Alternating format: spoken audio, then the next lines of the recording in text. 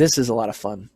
Um, One of the things that I've been doing this for about 25 years, and as those years have gone on, I've acquired a lot of sound effects. I've recorded a lot of my own and have my own kind of personal library of go-to effects that I like to use in projects. But I also have a large licensed group of sound effects that I use as well. And you don't have time, unfortunately, unless it's a big budget project or you have a long time frame, like 3 years or 2 years to work on something. You'll often have to resort to at least some of your sounds being part of a library, and having that really is going to facilitate quicker development time. Okay, you can use individual sounds as kind of what I call a base for your custom work. So like you have, say you're creating a robot footstep sound.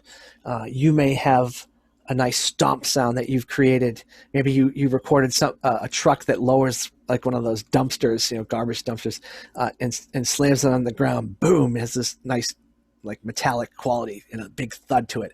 That would be a great giant robot footstep. But I don't have a good hydraulic sound, that kind of thing. But I have it in my library. So I'm going to use the footstep I recorded, which is that dumpster crash.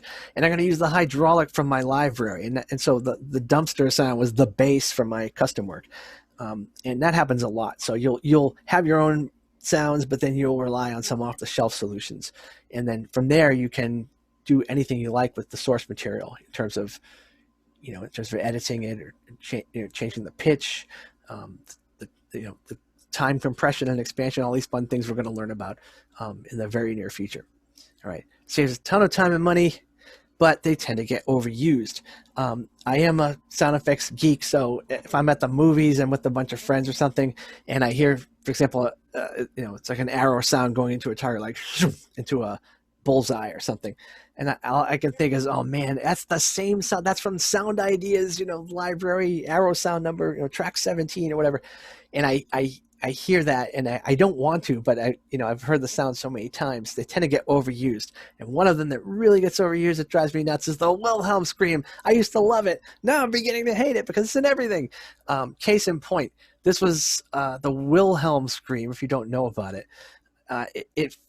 it was first used on a movie. I can't remember which one, but like the second or third time it was used was a movie called The Charge at Feather River. And what kills me is it was used more than once on different people. Let me show you what I mean. Okay. Wilhelm! Yeah, I'll just fill my pipe. Here it comes.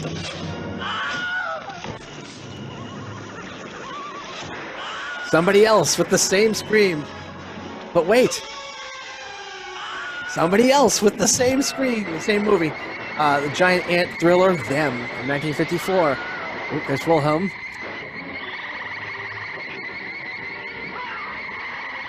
Once again. But wait, not to be outdone. One more time. Okay, you get the idea. Ben Burtt, the sound designer from Star Wars, this was kind of a fun tip of the hat to the Wilhelm scream before anybody knew there was a Wilhelm scream. Okay? And it kept getting used over and over again. I won't go through the whole thing. Maybe just one or two more.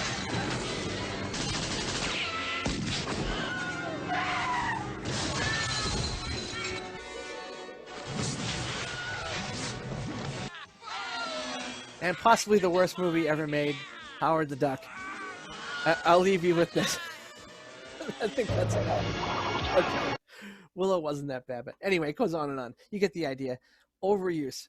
And it made a comeback as being a cool sound a few years ago, but I think it may be going passe again. We'll see what happens. The Wilhelm scream. All right. There are a lot of sounds to choose from these days. One of the biggest libraries out there is Sound Ideas library. I call them like the Coca-Cola of sound effects libraries. It's like number one. And they bought up the rights to Universal, Hanna-Barbera, Warner Brothers, 20th Century Fox, Lucasfilm, on and on and on. Hundreds of thousands of sound effects. Okay, that's one library. There's also one called the Hollywood Edge, which is like, it used to be like maybe the Pepsi, I don't know, of sound effects libraries that focused a lot on specific sounds like historical sounds, vehicles, footsteps, that sort of thing. Um, they're also very popular, but there are lots and lots of other independent libraries that are popping up all the time that are really really good. And I don't have you know, a slide here to demonstrate, but certainly you can ask me about it anytime, and I'll see if I can remember a few of the new up and coming ones. They come out all the time, and you know, it's really refreshing to know that there are, you know, people working hard out there to come up with some new libraries and some fresh material. Okay, one of the places you can go to get sounds, instead of saying, yeah, I'll buy a license for everything and download it, if you just need like the sound of a bird tweet or a you know, machine gun or a you know, truck driving down a highway at 57.5 miles an hour, you can get whatever your heart's desires from sounddogs.com or soundsnap.com. These are the marketplaces that, and I have no affiliation with these, by the way. I'm just mentioning these as popular choices. You can get any sound you like and just pay for that one sound. So you could pay like, you know, say $1.29 for that bird tweet, you know, something like that, and just get what you need. And then you don't own the sounds, by the way, with any of these off the shelf libraries, but you own the right to use the sounds in your game or multimedia application or what have you, a movie, whatever you're doing. Okay, but in game audio, it means the same thing. You're just obtaining the license to use it. Okay, and that's a lot different from owning the sound itself. So to be careful about that. Other tools of the trade outside of sound effects are what we call scripting systems. This is kind of where we use some high level code, like maybe we use some scripting like C#. It could even be markup language like XML. It could be Python. It could be Lua. Any of that kind of higher level coding, all right, or any custom language to set up special effects or triggers or events in a game. Okay, this is just a random example from an older scripting language called Torque. And you know, you set up a character. Say you want to have a creature who has a walk cycle, a die cycle, an attack cycle, that sort of thing. And you could basically code up what sounds you want to play based on an animation that was being used at that time. All right, this is kind of not quite manual labor, but it's a pretty terse way of doing things, and it's still in use. Oftentimes, it's part of a larger ecosystem. Like if you're using a Unity environment or an Unreal Engine, I'll also say Unity because they have a lot of capability for scripting. And you set up these scripts, and many of you probably used Unity before or know about it at least. And you can have scripts that drive some of these behaviors and functions of objects in games, in particular with sound effects, okay, or any audio at all. Let's see here. I've got another screen here for you. And this is basically where I'm saying that, yeah, the programmer is dropping in the script into the existing code, right? So you're taking your script and it's becoming part of a larger body of code somewhere, depending on what environment it is. Like if it's Unity, if it's Unreal, you're using C++, unfortunately, is the de facto standard for that. So if you're not really into C++, you may have some trouble.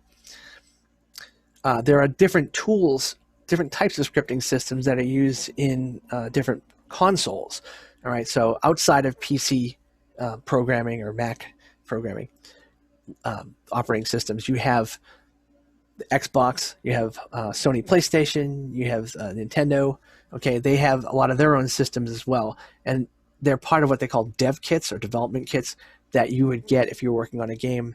And they look just like the console that you're working on, except that they have specialized hardware for testing and for version control and other things. And sometimes that includes scripting systems, and you can use that for audio, like this direct music producer for Xbox, right? Or Sony had one started way back in the PS3, but they still have evolved this day called the Scream tool, which is an acronym, the Sony's sound editing tool. I'm not quite sure exactly what the acronym how they came up with that, but it's the Scream tool. All right. Another and more popular version of not quite scripting, but it's more of an audio engine. It's what we call middleware that I keep referring to. We need more than scripts sometimes.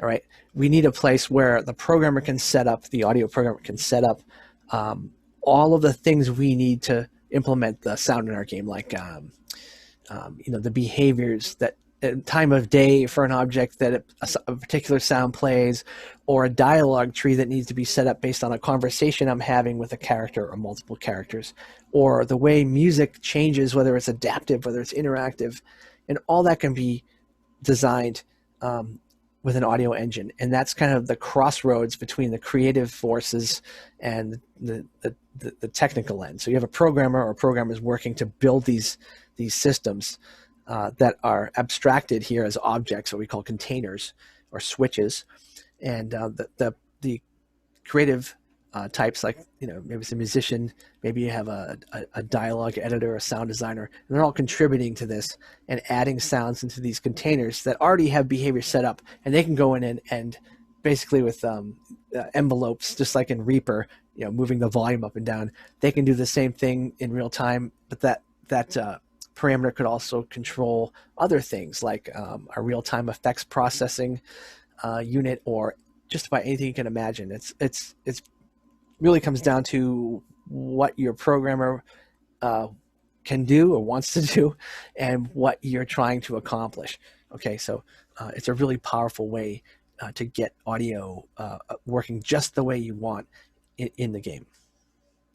Here's a little excerpt from Fmod. It's another audio engine from a company called Firelight, and they're the competitor to Wise. This is Audio Kinetic Wise, which is extremely popular. And this is a way to, it's called a cue editor, and it's a way to just kind of map various ways of playing out music, like a verse, a chorus, a bridge. And this could be adaptive, this could be interactive. You can pass parameters based on, if suddenly a player has a sword, then play the more triumphant battle music, that sort of thing. Or if they suddenly get impaled by a spear, then they play the lose music cycle, and that's kind of what's going on here. So audio engines on the latest games, yes, everywhere. All right. A company called Miles, that's John Miles, who founded his own company called Miles, and it's a whole bunch of kind of middleware that also includes video production tools. Microsoft has their own exclusive one. It used to be called Exact, right? The Xbox development tool. The most popular, though, are Audio Kinetics Wise. That's not a typo. That's WaveWorks, 2 Ws, Interactive Sound Engine, and Firelight's Fmod sound system. Those two are the big ones right now. And Wise is actually, I think, kind of the number one contender here. As a consequence, though, they are the most powerful tool you can use. They have the most powerful capabilities, but they're the most expensive. And the licensing can be many thousands of dollars. So you have to think about what tool you want to use. They do have it scaled. So if you're an indie company and you're going to have less than, say, 200 sounds, then it may even be free. So the licenses are always changing. But again, if that's something you're curious about, you want to know more about, just give me a shout and we'll have a chat about it. There are turnkey solutions that have kind of that sort of middleware feeling about them. Okay, they have a lot of capabilities on their own with audio. Unreal, for example, uses a blueprint mechanism where we can apply logic and behaviors and control to any sort of audio asset graphically, visually, without having to do any hard programming. Game Maker is one that's getting a little bit better with their audio capabilities. C4 is not used that much. Maybe 10 years ago it was very popular, but it's kind of, and this is just my opinion, okay? This isn't a fact. It's just, I feel like it's kind of losing popularity because Unreal is free to use as well as Unity, all right? And again, Unity and Unreal, kind of the big two. Unity, as you may know, if you've used it before, it's very easy to get a game up and running quickly, but it has some limitations in terms of how complex you can get the game to be.